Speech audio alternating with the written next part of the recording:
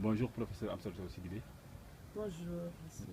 Vous venez de participer à la cérémonie d'ouverture du colloque international sur l'université et la société. Quel est l'intérêt d'une telle initiative pour notre université et pour notre société? Alors, vous savez qu'il y a une relation étroite entre l'université et la société, parce que c'est l'université qui forme les produits, qui dessine la société et oriente la société. Et l'université est composée d'acteurs venant de tous les secteurs, sans distinction de sexe, de race, de religion et de niveau de vie. Et les pactes eux-mêmes, le pacte de 1966 sur les droits économiques, sociaux et culturels, fait cette jonction entre l'université et la société en parlant d'accessibilité de l'université, de droit à l'éducation, de tendance normale vers la gratuité. Tout ça, ça nous permet de réfléchir sur l'actualité de l'université et sur le devenir de nos universités.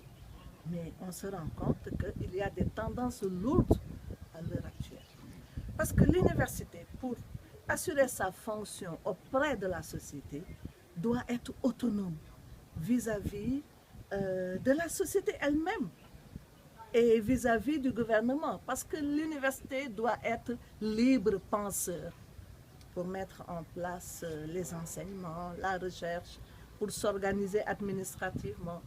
Mais cette autonomie aujourd'hui est menacée parce qu'il y a un accaparement et une instrumentalisation de l'université par le pouvoir des entreprises commerciales. Il y a une commercialisation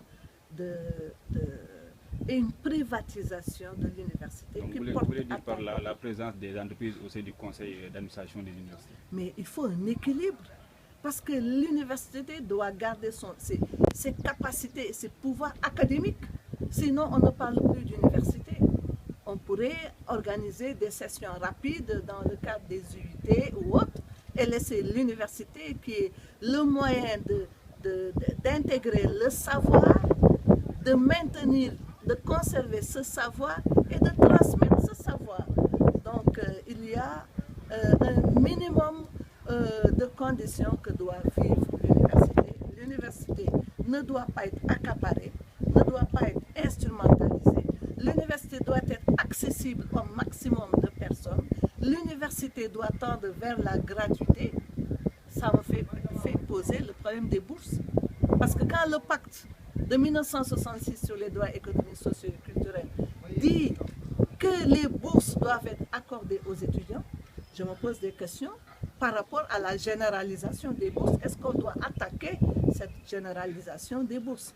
Alors, c'est un espace de liberté, mais c'est un espace où les différents acteurs doivent vivre en convivialité, ce qui fait que les difficultés qu'on rencontre en termes de violation des droits des étudiants d'abord, avec l'accessibilité, avec le manque des moyens, avec les résultats qui sont problématiques, avec la massification, les problèmes des enseignants qui n'ont pas de droit de propriété sur le logement, qui ont une prise en charge sanitaire difficile, hein, qui n'arrivent pas à régler la question de leur retraite, etc., etc.